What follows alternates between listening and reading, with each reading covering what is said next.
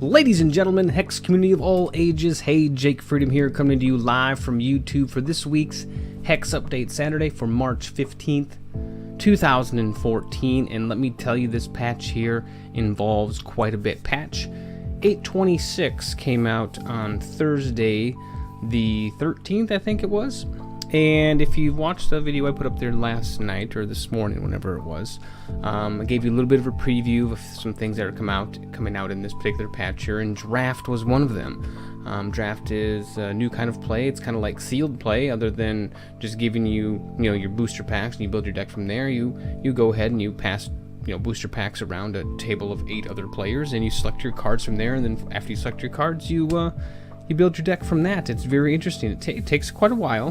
Last night I played just one tournament, and with the draft, and the guy I played, we went 3 games. He beat me the first one, and I won the second 2, and that took a little over 2.5 hours, I think, almost 2.5 hours maybe. So it does take some time. So there's a little bit of a time commitment there, and that was just first round. So obviously there's 2 more rounds after that. So unfortunately, it does take some time, but it is really fun doing the draft and seeing what cards you're going to get and how you're going to put your deck together and what do you have in mind. And it's definitely a different style of play other than sealed play. I'll tell you that much right now. And it was my first draft ever. Not last night, but when the night it came out, Thursday. It was the first time I ever did draft, so I really wasn't quite sure how it worked. So going through it once. You can basically figure it out. You draft your cards. If you're going to get cards you don't want, that's okay, because you don't have to use them. After the draft is done, you go into your deck building just like you do in sealed play, and you build your deck from there. You don't have to worry about it. I did not know that at the time, so I was just like, oh my god, I don't want this card, no please. But it doesn't matter.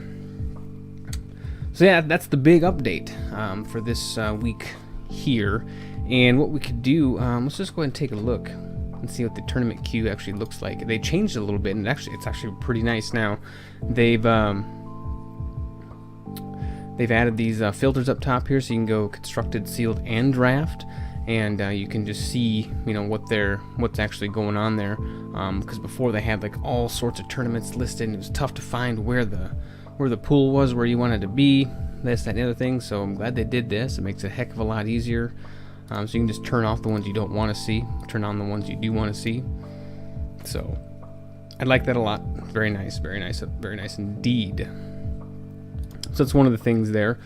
So let's just go ahead and do what we normally do here. Other than talking about the draft, that was pretty exciting stuff there. And next, if you want to watch some footage of how the draft works, the video I have prior to this one just says draft play. You can go ahead and watch the draft, watch a couple rounds. You don't have to watch the whole thing. It's like 2 hours and 26 minutes after editing. So whatever you want to do is fine with me. Alright, so let's go ahead and start with the patch notes this week. Now, this is going to be kind of a long video. I'll try to keep it under half an hour because I don't want to take up too much of your time, and I'll certainly link to the patch notes in the description so you guys can go ahead and view those on your own time, in case you don't want to sit here the entire time and listen to me babble about things somebody else did. Alright, first one here. Players that disconnect during the card draft portion of a draft tournament can cause their round 1 opponent not to leave the deck manager screen correctly. So they're basically saying, hey, we know there's an issue here. Don't bail out of a tournament just because you got a crappy draft. Just go through it, play, and be humane about it. Also, during deck construction of a limited tournament, draft, or sealed, right-clicking to add cards to your deck can cause invalid decks that cannot be saved. I wasn't aware you could add cards anyway, too, by right-clicking, but I never do. I normally just double left-click or drag them into my hand, so, oh well, interesting news there. So, some of the general things that they did this week here is tournament interface has been upgraded, which I just showed you there. The open tournament queues have been moved to the top of the tournament list, which is really good. I like that there. The defeat screen has been upgraded. Tournament filters have been introduced as well, which we saw. The defeat screen has been upgraded, which it has. It's got kind of a cool blood-looking stuff. I don't know. If you go to the very end, go to the very end of my first game, I lost that one. You'll be able to see the defeat screen there, but it's missing the words, defeat. So, and I think they actually noted that down in possible or in known issues. So, Players now receive messages normally in chat, which is good. Text strings have been fixed throughout the game. Cards that both revert and transform another card no longer cause the card to dance for a short time, meaning it does its little thing, whatever it is. So let's see what else we got here. Fixed messaging when hitting escape while resolving Shards of Fate. I guess I don't really know what they're talking about there, but somebody figured out that when Shards of Fate is resolving, if you're messaging somebody and you hit escape, it causes an issue. A lot has to happen there in that short amount of time. The chat box text now scales when you blow it up and make it bigger, which is good. Players are now notified when a player mulligans. This is actually really cool. My opponent last night mulliganed once, and it says so and so mulligan to 6 cards. It kind of lets you know, so it's pretty nice there. The socketing hitbox is finally correctly aligned with the cards, which is really nice because it was just a little bit off before. I don't know if you guys really care or not, but we'll go and take a look and show you here. What is going on there? Okay, do I have a socketed card in here? I do not. Let's just grab this guy right here. Okay, before it was right down about here, and now they've got it right there, dead center in the actual gem socket itself, which is good because some people are complaining like, hey, I can't socket my cards, and you have to say, okay, no, you can. You just got to drop your mouse down just a tick. Let's see here. Plan C's card linking now works. Tournament player ranks are now updated in real time. Let's see here. You can now rebuild your limited sealed draft decks in between rounds of a tournament. The only thing you can't do, which really frustrated me last night, is I forgot to socket one of my cards in the beginning. So I'm like, I'll just socket it after round 1. You can't. I'm not sure why I couldn't socket the card. It just wouldn't allow me to do that. So I'm not sure if that's something that's going to be limited, or if that's going to be the way it's going to be, or if it's still an error. But don't forget to socket your cards. Also, they corrected a typo in Inferno's game text. They corrected a lot of stuff like that. Stormcall now visually shows that it exhausts all opposing troops at the same time. Removed some duplicate text from Victoria, Banshee, the Harvester. They fixed a couple grammatical errors. Pact of Life. Let's see here. Shift Enter will now minimize the chat window, and they put in a simple profanity filter. So if you type, F you, blah blah blah, it actually just puts in like, $, ampersand, whatever. So yeah, that's some of the general stuff there. Now they have a whole slew of gameplay changes, and I'm gonna just go ahead and randomly pick 10 out here. I'm not gonna go through all of them. Like I said, I want to keep the time down under at least.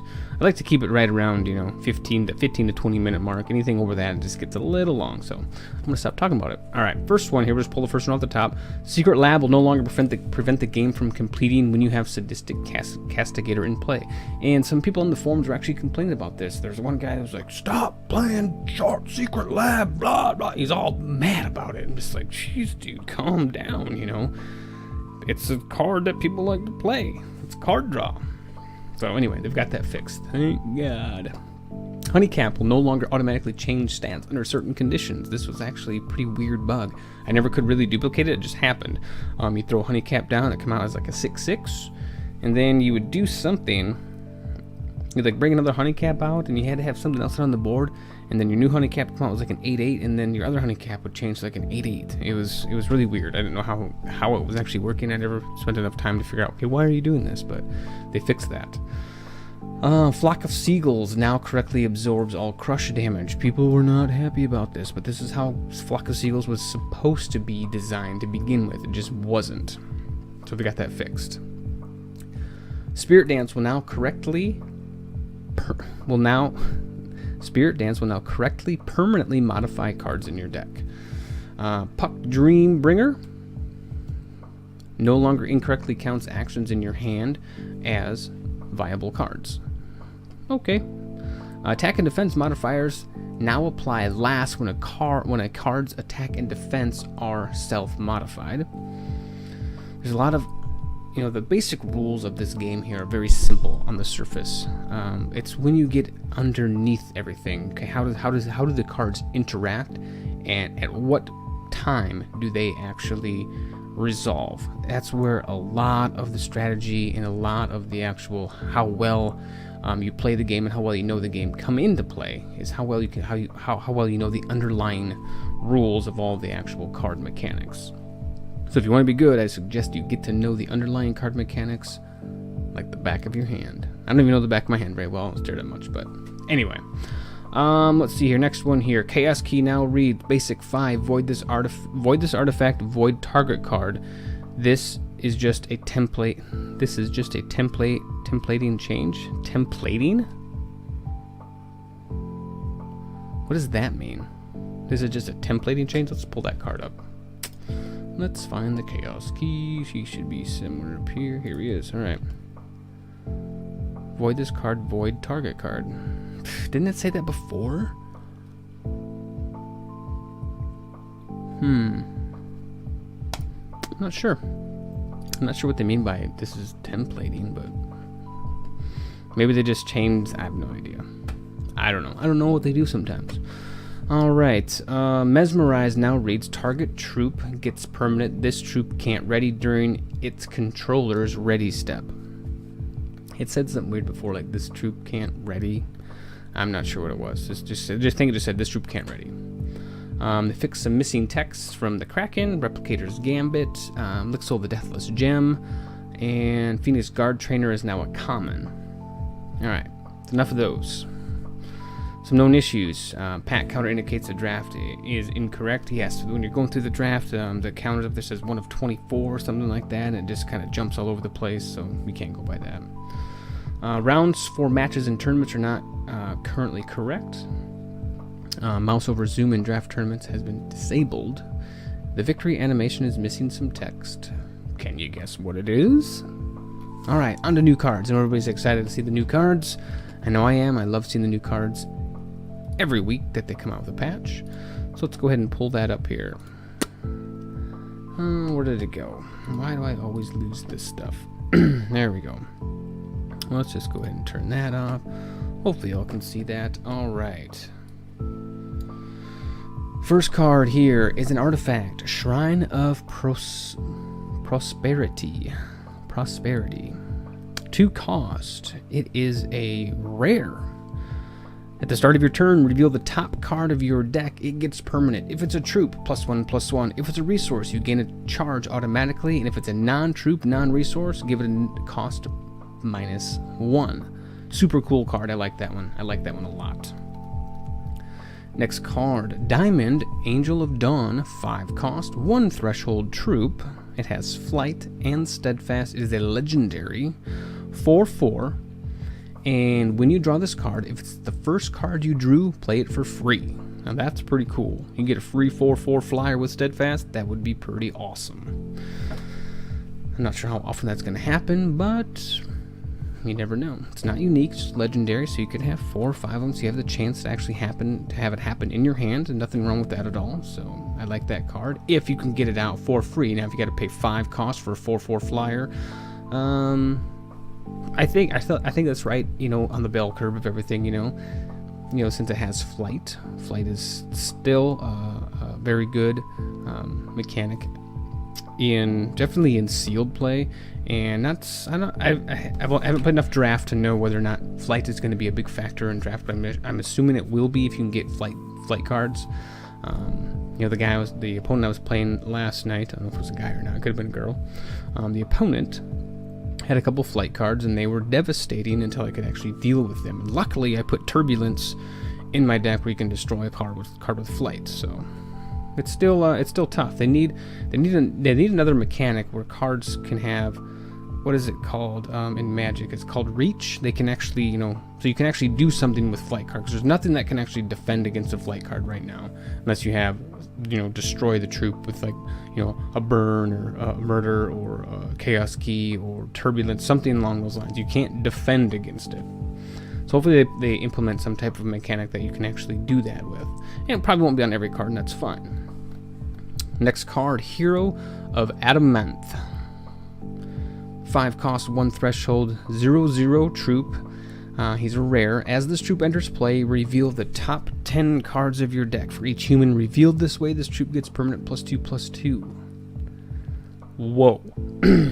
So if you're building a human deck, if you build a human deck, like with around this guy with the Benjamin card, whatever it is, all about the Benjamins, it has humans, this, that, and the other thing, this dude could come out awesomely powerful. So for 5 cost, for what he can do, as long as you build it right, I mean, obviously you're not going to put this card in your hand if you don't have humans in your deck, so it is kind of a situational card. So you want to make sure that you're going to have plenty of humans if you're going to put this card in there. So all-around card, absolutely not. You know, for this particular type of deck, absolutely yes. I'm going to give him a 5, just because of that he's not a universal. Take that, Hero of Adamant. Next card, Solitaire of Exile, 3 cost. 2 diamond threshold constant. When this constant enters play, void another target card. Cool. When this constant leaves play, put each card voided by it into play. Not so cool. So unless your opponent has something on the field that can destroy constants, you should be okay.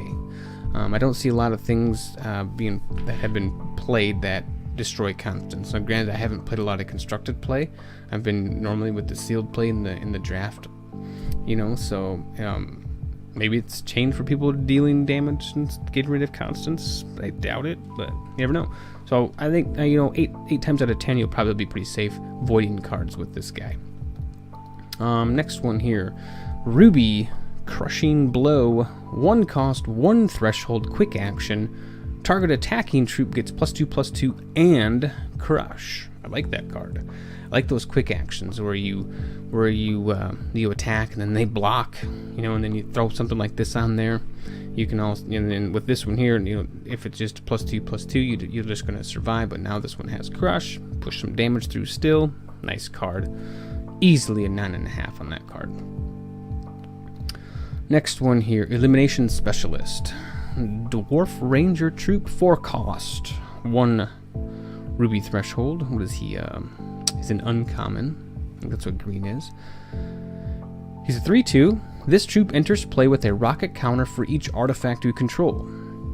And one of his basic actions is remove a rocket counter from this troop. Deal 1 damage to target troop. At end of turn, remove all rocket counters from this troop. So it looks like it's a one-shot deal. You bring him out, and if you have 4 artifacts, he's going to come out with 5 rocket counters. You can basically, you know, deal 5 damage to a target troop. It'd be nice if you could deal it to the champion too, but outside of that, you know, he's a 3/2 for 4. Might try him out. It's really tough though. I mean, unless you're playing a heavy artifact deck, those artifact cards here are so-so. Alright, next one. Gore Feast of Cog. I'm going to call Cog. Deal with it. And it looks like they've screwed up on these cards. This one has it too. There's no space in between quick action. There's no space, unless they're calling it 1 word now. I just thought it was like, you know, I thought it was 2 words, but maybe not. Anyway, basic action. It's a 4 cost, 2 threshold, 2 ruby threshold. Troops you control get rage 1 this turn. After the first post-combat main phase this turn, there's an additional combat phase, followed by an additional main phase. At the start of that combat phase, ready each troop that attacked this turn. What? After the first post-combat main phase. Okay. This turn. There's an additional combat phase followed by an additional main phase. So this thing obviously is adding some phases and whatnot. At the start of that combat phase, ready each troop. Okay. So it sounds like you get like 2 combat phases and your troops ready. I have to play with that one to see how that one actually works. That's kind of a little bit of a confusing text there. Yeah. So I don't know about that card. I don't know exactly how it works. The text doesn't quite, other than, you know, troops you control get rage 1 this turn. That's easy to understand. Alright, next card. Master Theory Crafter, 5 cost, 2 ruby threshold. He's a dwarf. He's a 2/2 dwarf. Socketable Major. Card text is, for 2 resources, exhaust this troop, you can create a warbot and put it into play. It gets speed and the socketed power of this troop. At the end of the turn, void the warbot. Oh, man, that sucks. Why's it gotta be voided? Hate that. Still cool though. A warbot with a gem. You know, if you give him, he's obviously gonna have speed, so maybe give him something else. Maybe like flight. Maybe. Yeah. Yeah. I like him. Even though I don't like him, I like him. I don't like having to void my card, but I like him. You can do it every time, so it's cool. I like him. I like him even more now. Okay. You can do it every time. Get that card back. Only costs you 2. Yeah. Okay. I'm gonna give him an 8. That's it. Just an 8. Maybe an 8.5. Okay, fine. 8. 8 it is. Next card. Eye of Creation. 3x card. 3x. 3 wild thresholds. A basic action. Legendary. Reveal the top X cards of your deck. Put each troop revealed this way into play. Play each resource revealed this way. Shuffle the remaining cards into your deck. So that's awesome. So it's going to cost a minimum of 4 to get 1 card. So if you played, if you played 10, you'd show 7 cards. Put the troops and the resources into play. Other than everything else, back in your deck. That's pretty cool.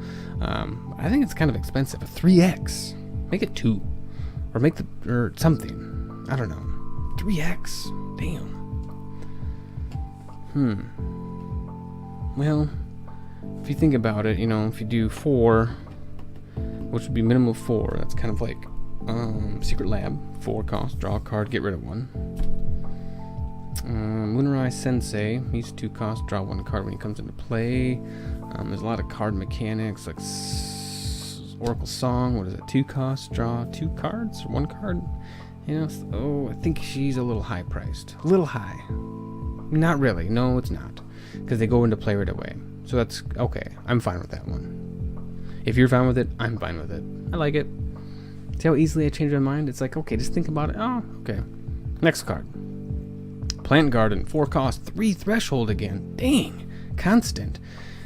Huge text here. At the start of your turn, add a seed counter to this constant, then gain 1 health for each seed counter on cards you control.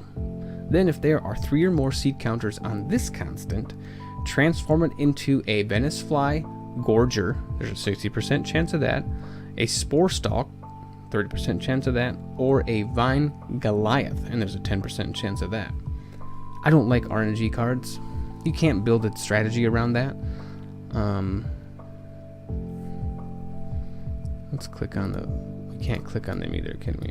Of course not. I'm not in the game. Let's open up the game. Look at Plant Garden. Here he is. Okay, so we get a Venus Fly Gorger. It's a 5/5 with life drain.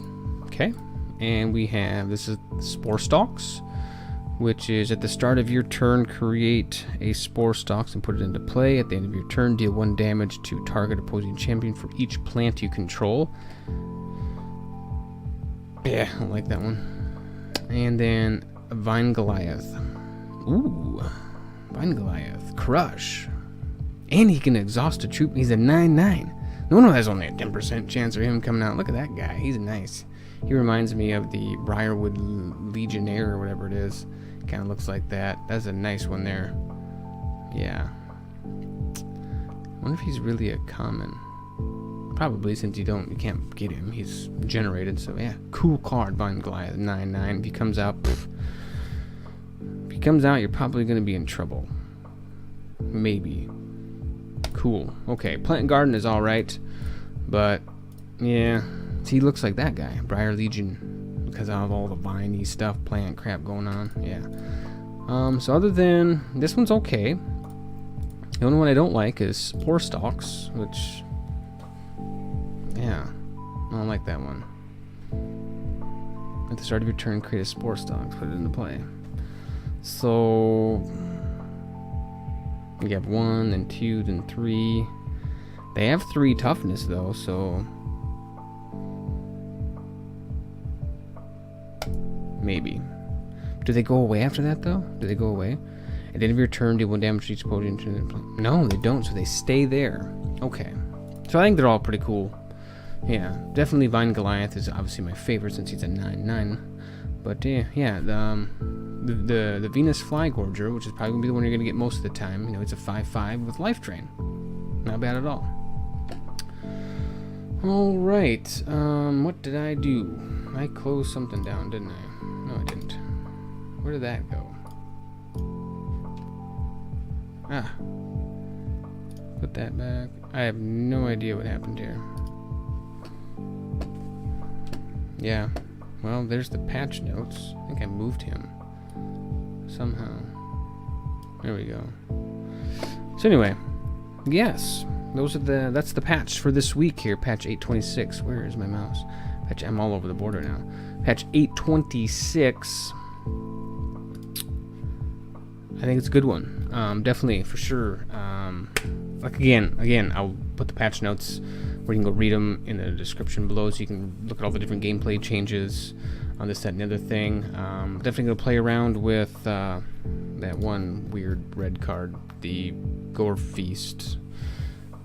I'll give you an update on him. I'll make sure I get an update on that card for sure. Other than that, I think that's about it for this show, and because I'm sure it's running a little long, I think we are. So hopefully I didn't take up too much of your time. If you like the show, go and give it a thumbs up. If you want to see more of these videos, go ahead and click subscribe below, and we'll have another video for you soon. Oh, I just hit my mic. That was awful. That was a terrible closing. And we'll have another video for you soon.